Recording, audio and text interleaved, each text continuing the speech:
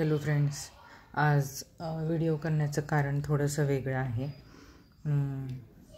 खूप mix feeling आहेत, तर मी नाही शब्दात सांगू शकत आहे आई म्हणून, आणि खरंच नाही सांगू शकत. माझा मुलगा आहे 15 वर्षाचा, ज्याला काहीच दिसत नाही, 100% ब्लाइंड. ओके. आणि तो बऱ्यापैकी लांब शाळा आहे, म्हणजे अर्धा तास जायला यायला लागतो. आणि सगळ्या गोष्टी तर तो हॉस्टेलला राहिला असल्यामुळे स्वतःहून करतच होता 9वीपर्यंत.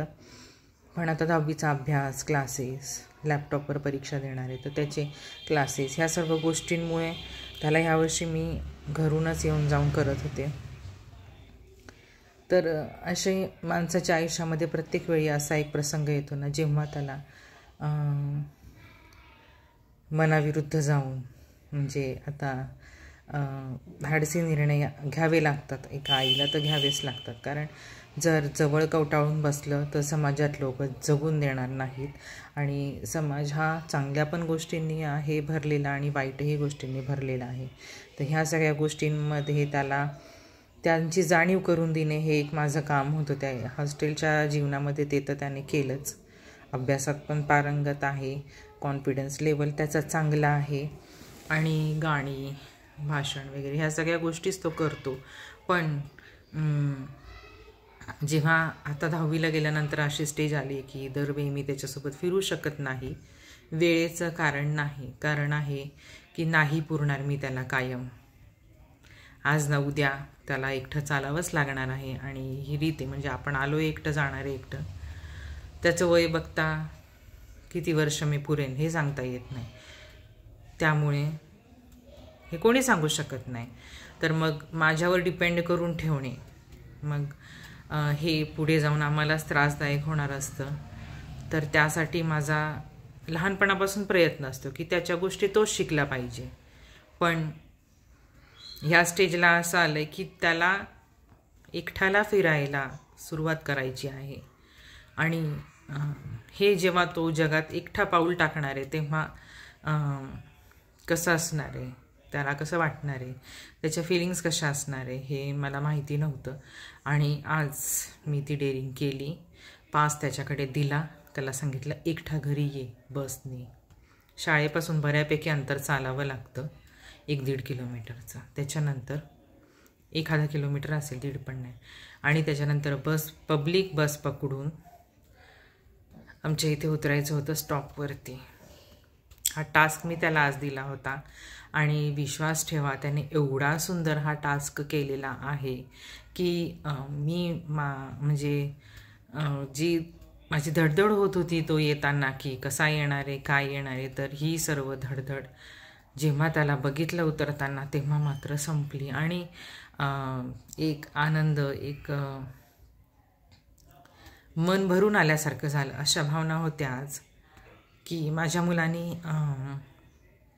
एकटं पाऊल टाकलं आहे आज जगामध्ये. जमलं आहे ते त्याला, आणि करेल तो, हे पण मला माहिती. कॉन्फिडन्स लेवल त्याचा हॅट्स ऑफ आहे, आणि सगळ्याच गोष्टींमध्ये तो तसाच हुशार होईल हे पण मला माहिती आहे. आणि मी करणार आहे त्याला, कारण खूप लोक असतात, चांगलं बोलतात, वाईट बोलतात. ह्या सगळ्या प्रसंगांतून मी गेली आहे. त्याला पण मी शिकवलं आहे की 10 लोक चांगलं बोलतील, 10 लोक वाईटही बोलतील, पण तू तरी त्यातून मार्ग काढायचा आणि एकट्याने सुरुवात करायची. सगळ्या गोष्टींना कॉन्फिडन्सने करायचं, जबाबदाऱ्या घ्यायच्या. आणि हे तो शिकतोय आता. पण हे खूप म्हणजे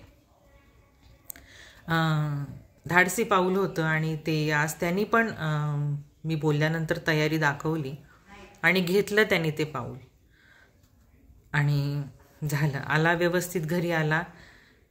मला खूप बरं वाटलं. त्याच्या चेहऱ्यावरती एक समाधान होतं की मम्मी मी आलोय, आणि मला काहीही प्रॉब्लेम झाला नाही. मी कॉन्फिडन्सली आलो, आणि माझी काही फजिती वगैरे पण झालेली नाही आहे. हे ऐकताना मला फार बरं वाटलं. आणि ह्या एका टास्कमध्ये पण मी सक्सेसफुल झाली आहे, आणि अजून असे बरेच टास्क आहेत माझ्यासमोर जे मी करणार आहे. कारण आई म्हणून मी इतकी स्ट्रॉंग आहे, मी स्वतःला खूप स्ट्रॉंग केलं आहे आणि माझ्यासोबत त्याला पण केलं आहे. आणि ही भावना खूप वेगळी आहे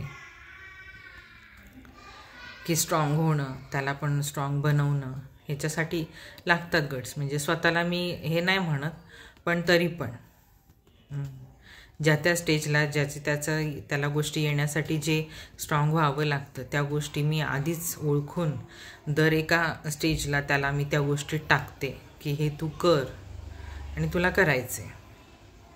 तर आज पण त्यांनी मला डिसअपॉइंट केलेलं नाही आहे आणि ह्याचा आनंद खूप वेगळा आहे आणि तो तुमच्यासोबत मला शेअर करायचा होता, म्हणून मी हा व्हिडिओ टाकला आहे. तर तुम्हाला कसा वाटला नक्की कमेंट करून सांगा. Okay, bye.